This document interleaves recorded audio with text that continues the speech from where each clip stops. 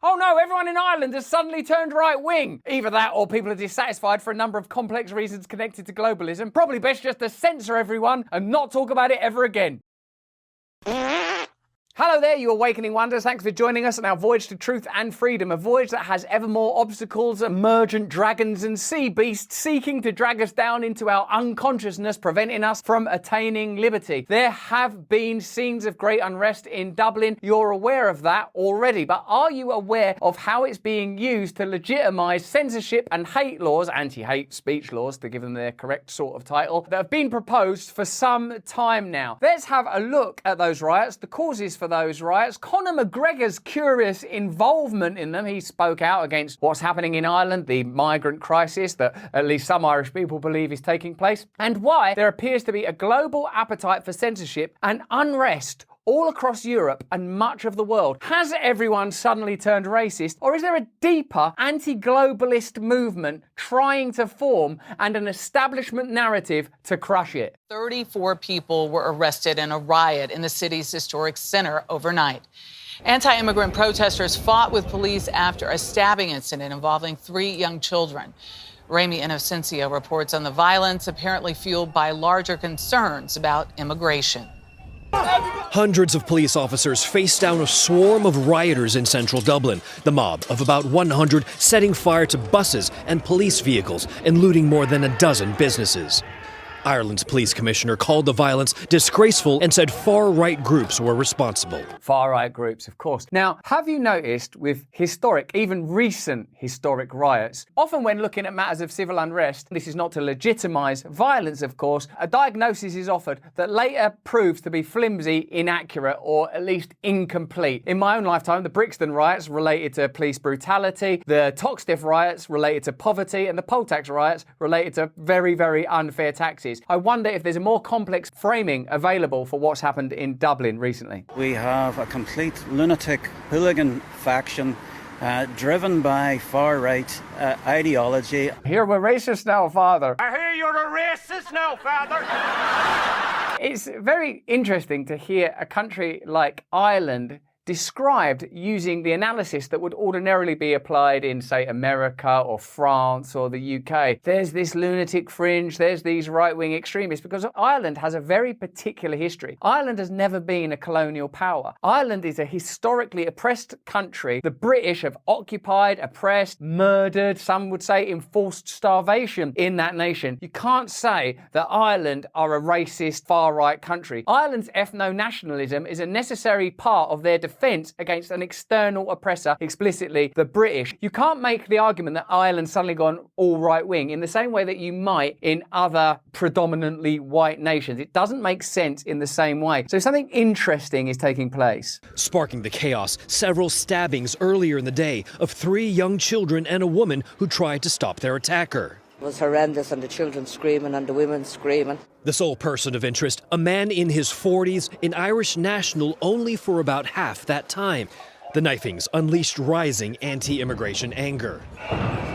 This year, Ireland marked record immigration, granting entry to more than 100,000 foreigners. Just so you know, I'm very sympathetic, as best as I can be without knowing very much about it, to the plight of refugees and even economic migrants from around the world. But Ireland's a relatively small country with a pretty unique history and a pretty small population. 100,000 migrants in a year, it could be argued, would cause some unrest, and it's perhaps understandable that if there have been violent events, that it might stoke already present anti-migrant sentiment. Although I understand that the person that is alleged to have committed that stabbing has been a resident in the country for 20 years. Clearly, an event of this nature is a reaction against something. Is there some deeper problem that's not being addressed? Is there a burgeoning anti-establishment sentiment that's being felt across the world that people are unable to express without being condemned as far-right lunatics or racists? Certainly people are being called far-right lunatics and racists pretty consistently across the world if they won't be obedient. As police in Dublin prepare for a possible second night of violence, the Prime Minister said these scenes should be condemned by all those who believe in the rule of law and democracy. Whenever there is a crisis, there's usually an appetite to exploit it, introduce legislation and regulation that will be advantageous to the powerful. I wonder if this situation will be any different. In addition to that,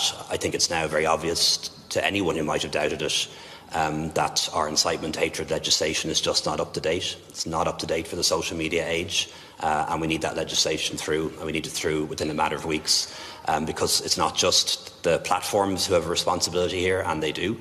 There's also the individuals who post messages and images. That's globalist rhetoric right there from Varadkar. Whatever you think about the riots, whatever you think about migration, how Varadkar, the Prime Minister, I believe, of Ireland has responded is very on message with globalist rhetoric elsewhere, whether that's Canada, there's a bid for legislation. In fact, a bill's already been passed to censor online content, in particular independent news. In the UK, you'll remember from recent events that were connected, if tangentially to me, a new online safety bill to regulate, control online content, usually to stop hate speech. Just so you know, I'm anti-hate speech. I don't think that anyone with a platform should use it to incite hatred or violence. I think it should be used to incite togetherness and inquiry about the actions of the powerful. This type of legislation, as well as they claim, being able to shut down hate speech, and in particular in Ireland, grant the police extraordinary powers, will also be used to control all online speech. There's also the individuals who post messages and images online that stir up hatred and violence,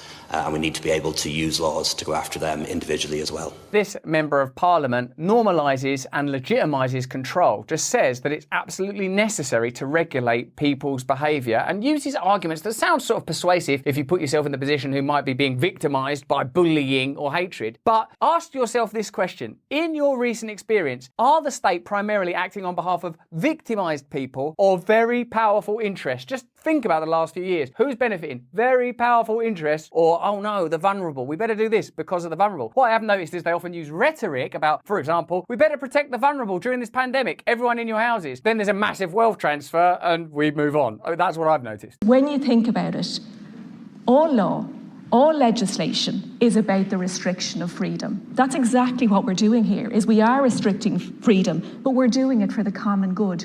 You will see throughout our Constitution, yes, you have rights, but they are restricted for the common good.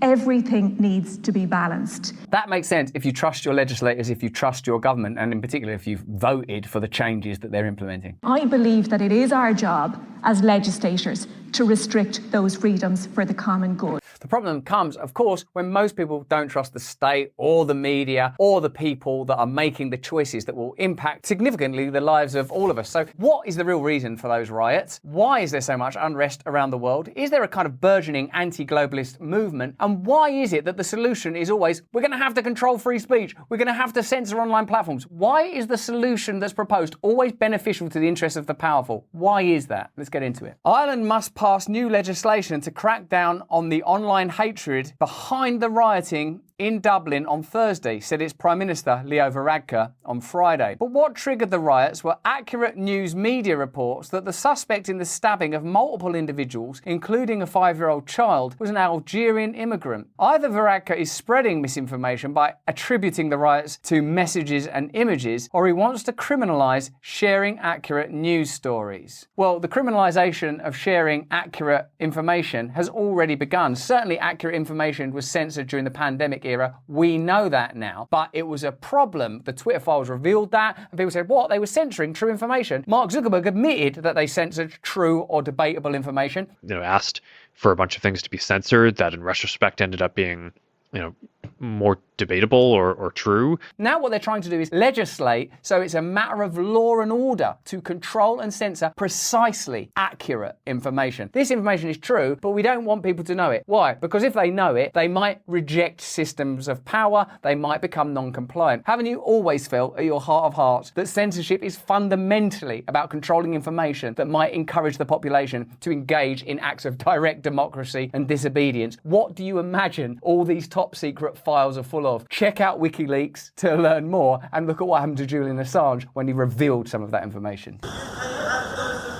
There's no excuse for the looting and rioting that occurred in Dublin, and the suspect in the stabbing attack had been in Ireland for 20 years, according to news reports, and another immigrant, a Brazilian, physically intervened to stop the attacker. So it's good, isn't it, to know that immigration can be a positive thing, that it's not straightforward, it's not necessarily just hordes of migrants running around stabbing people. There's more complexity to that. Certainly there's a conversation that needs to be had around migration in Ireland, it would seem. The Dublin riots appeared to have been the work of the same kind of nihilistic young men that engaged in rioting during the Black Lives Matter protests in 2016. 2020 and in France this summer. At the same time, many in Ireland felt they have seen a pattern. A few days before the stabbing, writes Angela Nagel at Compact, a Slovak Romani immigrant was sentenced for the murder of a young woman, Aisling Murphy. It was reported that the assailant had been living on disability benefits in a publicly funded council home. Last year, an Iraqi immigrant murdered 2 Irish gay men in a nation with close-knit, high-trust communities until recently. This new reality is shocking and alien to Irish people. Dublin used to be renowned for its warmth, fun and friendliness. Now everyone talks about how the atmosphere has taken a dark turn. I think in the post-pandemic period, many of us have become aware of a kind of ever-present gloom, despair, angst, economic decline, mistrust, most likely because we feel at scale we've been lied to and exploited. I don't know. Let me know in the comments and chat how you feel in this post-pandemic era. One of the things I'd have to say as a person that was closely affiliated, albeit perhaps incorrectly, with what you might call left-wing and liberal politics and now appear to be more associated with conspiracy and right-wing politics, I would say that I've always been incredibly sympathetic to anybody that would have to flee their home nation in order to seek a better life. In particular because countries like the UK and the US have a long history of destabilising populations in the Middle East and parts of Africa, and it's always felt like part of a kind of contract. If you attack and plunder these nations for their resources, then perhaps if it creates refugee and migrant crisis, some of the responsibility ought to be borne by someone somewhere. But I've always felt that it's ordinary working people who generally are most impacted when there are huge demographic shifts, the type that are caused by migration crisis. And I've always felt that ordinary working people's voices are not heard. Now, the reason I'm interested in Ireland is because Ireland doesn't have a colonial past. Ireland is very distinctly and definitely not Britain. Ireland didn't go marauding around the world, creating diamond mines and slave trading and tea companies and chaos and craziness and wars. Ireland have a very unique and particular history. So if the Irish people have an attitude, an opinion, a sensibility around migration, immigration, a policy that they prefer or propose, I guess that's down to the Irish people, isn't it? And perhaps there could be, I don't know, votes, debates, discussions about whether or not migration is at a level that Irish people are comfortable with. You can say right-wing conspiracy theory all you want, and we can say, of course, that crime occurs throughout demographics, and perhaps you could show studies that it's not more likely to occur because of refugees or migrants. I'm sure that's true. But what's also true is the people of Ireland should be self-determined and self-determining. And if there's an attitude for control or an appetite towards controlling, curtailing, limiting migration, I would say that's probably up to the Irish people themselves. Certainly they should be able to discuss it. And the idea that these violent altercations are being used to legitimise legislation that was already waiting in the wings, that amounts to granting the police and the state the ability to come into people's homes, snatch their laptops if they're in possession of hate speech or hate speech materials. And again, as Matt Taibbi said in a recent conversation I had with him, hate speech isn't the issue. Who decides what is hate speech is the issue. Who decides? These people in Parliament? These people that are making the decisions to introduce these laws? These people that plainly hate the vast majority of the people they govern based on the way that they demand that they be controlled like children. This, I think, is the key problem. Globalism is causing a backlash. People don't want their nations governed from abroad and from above. They want to be involved in their own communities and their own democracies. And we might not agree with what people's attitudes are to subjects like migration, culture, race, but I guess if you're truly a Democrat, if you truly believe in people's right to self-determination, you're going to have to allow that to take place. And you're going to have to allow people to disagree. What's the alternative? Let me know in the chat. Let me know in the comments. But rather than deal with crime, violence and homelessness, the government instead wants to crack down on what people say on social media. Of course, we can't bring you this unique, earth-shattering, mind-altering content without you, your attention, and without Sticker Mule. Sticker Mule are our friends and we love them. That's why we've created this unique limited edition sticker pack. It's still limited. I mean, have you got one yet? There are 6 stunning designs all held within this beautiful burgundy envelope, including, look at that, Stay Free, Russell Brand, this little guy here, the mule itself. Sticker Mule has 10,000 of these packs. That's right, 10,000 ready to deliver to your address absolutely free. They don't want any money, they don't want anything. Just go to stickermule.com/Russell, fill out the form. You'll have stickers. Put them on your car, put them on your shirt, put them on your forehead, put them on your children. These are the decisions you can make with your Sticker Mule stickers once you've gone to stickermule.com/Russell, fill in the form. There's a link in the description. Right. Let's get back to fighting for freedom, not that stick 'em you'll don't love freedom. People don't realise how extreme Ireland's hate speech bill is, wrote an Irish commentator on X. Up to 12 months in prison for refusing to give the password to your devices if suspected of committing hate speech. 12 months for refusing to allow the state to read messages between you and your spouse. Don't you feel generally that the state has already got too much power in your life? How do you feel when you're paying your taxes? Woohoo! Taxes, brilliant! Who do you want to bomb now? Do you want them to have more power, more control? Because they know that you don't want them having that control, what they have to do is legitimise these measures. Like say, you have to grant us the power to control your communication because of hate speech. This is the trend, this is the tendency, not just in Ireland, but in Canada, in the UK, presumably in the United States, all across the EU. It's what the European bureaucrat Thierry Breton keeps threatening Elon Musk with. They will respect the law, or they will not be able to continue to operate in Europe. There is an appetite for control, because without control, I believe people are going to start to self-determine, self-organise, reject the system, reject the media, embrace new independent media and new independent politics, look at new ideas. That's the tendency. The tendency is towards decentralisation. So power has to reverse it. And the way they can reverse it is going, those riots in Ireland, that was far right and racist. We all hate far right racism. Yeah, of course we do. That was the last century Hitler. That was all bad. We remember that. That was terrible, terrible stuff. Right. So to prevent that, we're going to have to stop you and your spouse texting each other if we suspect there's hateful content. Well, do you want the state having that power? What has the state done for you lately that makes you believe for a second that granting them more authority in your life is the answer? What have you done for me lately?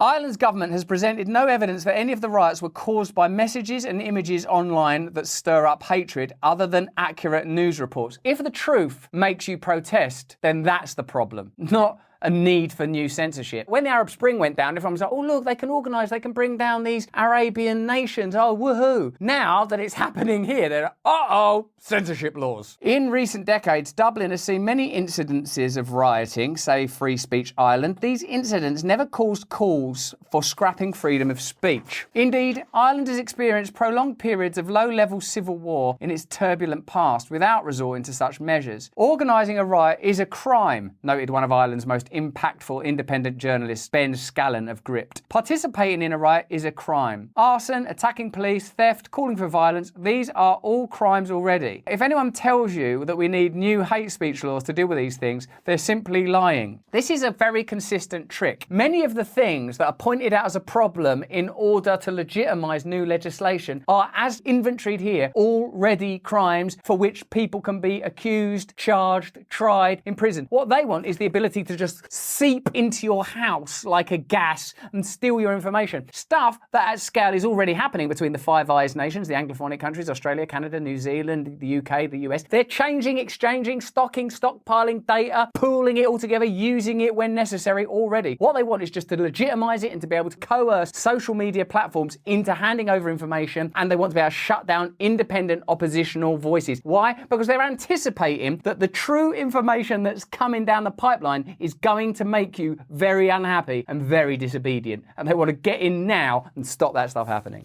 Varadkar appears to view the riots as just what was needed to pass the new hate speech legislation. Politicians continue to relentlessly demand new powers for censorship in response to every new crisis, from climate change, crime and COVID to Ukraine, Israel and immigration. Liberal left politicians around the world, from Varadkar and Macron to Obama and Biden, are demanding censorship of, among other things, the very issues they have long lectured the public as ones for which they are offering to address root causes. Liberal left governments have sought to use every new crisis as an opportunity to scapegoat their political opponents, and when that stops working, demand censorship. Since the legitimacy and continued existence of the liberal left hegemony in the West comes from control over information, I think the analysis here is correct. As sequential populist uprisings succeed, whether you agree with them or not, in Argentina, in the Netherlands, elsewhere in the world, previous incarnations that were much more left-wing were stamped out and reformed into the mainstream. There is a fear now that neoliberalism itself is being rejected, because neoliberalism amounts to the national front for globalism. Hey, we're a global community. We've got these new sets of values now. Let us censor you. Isn't it great? I've got no strong views about whatever sexuality, race, culture anybody has. It's not something that interests me. I believe in absolute unity and absolute autonomy. The one thing I cannot stand understand is the establishment and their willingness to legitimise further and further control by saying they're going to help. I don't trust them. You don't trust them. They know we don't trust them. They're trying to censor us so we can't all come together, whether we happen to be Muslim or gay or Christian or Jewish or middle class or working class, and saying, hey, even though we've got our differences, are you willing to leave us alone if we leave you alone and we create new types of community that are not utterly reliant on this neoliberal globalist nightmare? They know that it's a better idea. They know it's trying to be born, and they're trying to stamp it out. What explains the continuing relentless drive for censorship by leaders around the world doesn't reflect the will of the people so much as the will of elites. They are making clear that they view a free and open information environment as an existential threat to its ability to wage war, move labour as freely as capital, manage pandemics and control energy supplies. Liberal and left governments around the world have made social programs, mass immigration and alternatives to policing and incarceration their highest priorities. The result has been border chaos and violence in the US, increased crime, stabbings and bombings in Europe, resulting in political backlashes from Italy and Sweden to the Netherlands and Spain, with right-wing parties in ascendance across the continent. And our argument here is right-wing parties is a kind of code for nationalist parties. Parties that are about, we just want to run the Netherlands, or we just want to run Spain. We don't want all of these various interests. Now, a lot of that is anti-migrant rhetoric, but what I think is deeper and more significant is the anti-globalist, anti-corporate, anti-neoliberal tyranny that is masquerading as permissive progressivism in all of the nations listed and is being, I believe, rightly rejected. Liberal and left governments around the world made climate change and renewables two of their highest priorities, and the result was energy dependence by Europe on Russia, rising energy prices, a return to coal, and support for China's suppression of Uyghur Muslims. And liberal and left governments made pandemic response a central selling point in their agenda, and the result was catastrophic learning loss and student absenteeism that continues today. All of the specific demands for censorship expose what they really want. Decisions transferred from parents to government, mass migration, political decision-making on energy, health, and the economy transferred to the international level. More expensive energy from renewables, and the ability to begin new wars outside of democratic votes, e.g. Ukraine. Liberal left demands for governmental censorship will continue until they cause more harm than benefit to this agenda. Let me know if you agree with that in the chat. That's basically the agenda, isn't it? To move national power to international power so that it's beyond the reach of democracy. Just think for a moment of that WHO pandemic treaty that's being passed right now. It will mean that part of each country's budget goes to the WHO. And if the WHO determine lockdowns, vaccine mandates, your country's got no choice if it's a member state. That's what globalism means. Not only do you have no power as an individual, your country has no power as a country. Power is so far away from you, you don't even know where it is or who's doing it. Even though there are aspects of nationalism that I personally don't agree with, I can certainly see why people having a vision and an image for a country that reminds them of their grandparents and their recent history would be attractive compared to the banal, desacralizing nightmare being offered to us by neoliberalism. Heads of state and other elected leaders from liberal left parties believe that the existing political cost of demanding censorship is worth the benefit, and advocates of censorship operate from the same playbook. Censors can inhibit this backfire effect in various ways, including covering up the censorship, devaluing the target, reinterpreting the action, using official channels, and using intimidation and bribery, wrote two scholars in the history of censorship. This is what they've done. In the US, pro-censorship forces attempted to hide their censorship inside of a cybersecurity agency and subcontract it out to government partners like Stanford Internet Observatory, while European nations take it out of their hands and put it in the hands of EU bureaucrats in Brussels. Censors around the world seek to devalue their targets as far-right fascists, racists, and anti-Semites. They reinterpret their actions as fighting misinformation and hate rather than as censorship, and they promote official channels from government-funded companies like NPR, PBS, CBC, and BBC, or by having government beneficiaries like Pfizer finance pro-government media publicity. Yeah, that's state-funded media. We can't trust any of those guys. It should be defunded. But if these governments are unable to control their borders, assimilate migrants, and prevent violent crime, it won't matter how much they censor. Over the last 2 weeks, a plurality of voters cast their votes for a far-right anti-immigrant political party in the Netherlands and a far-right laissez-faire presidential candidate in Argentina, despite weeks of biased news media coverage against both. The legacy media is losing its power. It's losing its ability to go, well, why don't you vote for Joe Biden? He's great. It's losing its ability to say, Tony Blair's the answer. They're losing control, so they have to shut down the dissent because they can't go, well, why is this happening? Well, it's because of globalism. It's because people don't feel they've got any power in their own lives, in their own communities, and their nations, and they've got concerns about immigration. Well, what if we call them racists and censor everything they say? Brilliant. And do it at a global level, then no one can vote against it. Done. Having state-sponsored media label them far-right was apparently insufficient to destroy them. At a certain point, the tactics of the regime fail. Good. Change may be coming. The government's failure to deal with rising violence, crime and homelessness has led Conor McGregor, currently under investigation for hate speech, to flirt with entering politics. I'm in the process of arranging, he wrote on X. Believe me, I'm way more tactical and I have backing. There will be change in Ireland. Mark my words. Oh man. Conor McGregor walking around Irish Parliament doing this stuff. It's on the cards. This is the way it's happening. The rise of populism is the rejection of globalism. And because they can't ever countenance that, they are unable to ever redress the real problem. So just more censorship, more militarisation of the police force. I predict we'll see a lot more of this, as the Kaiser Chiefs nearly said.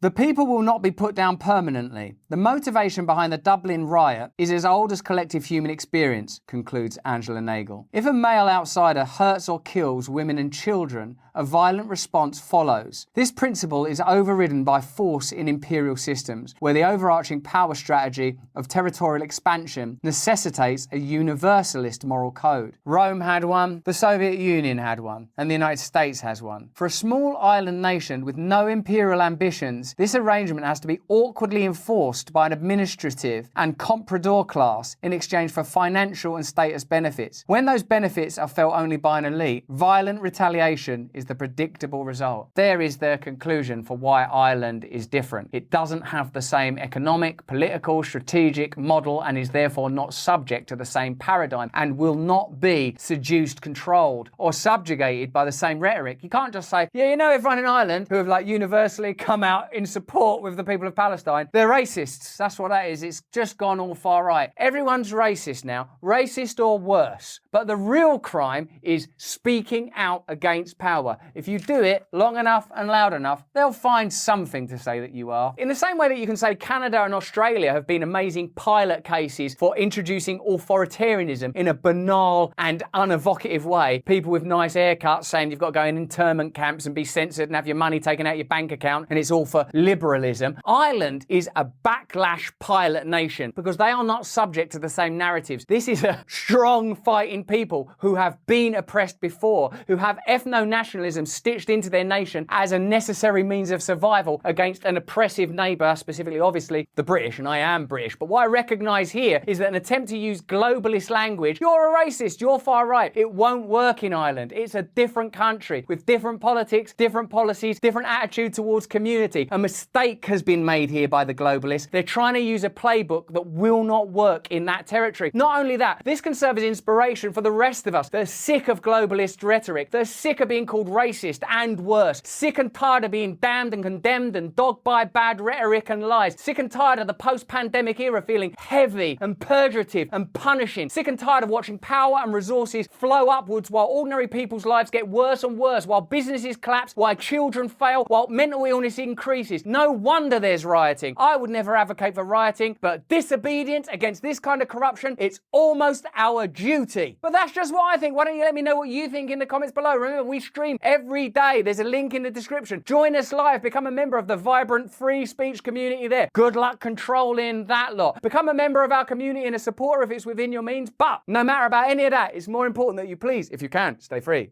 Hey, thanks for watching. If you want to see more uncensored content where free speech can flourish, join our live stream. Click the link right here to watch the next video if you want to, or become a member of a growing movement. Download the Rumble app and you'll be informed every time we make a new piece of content. Stay free.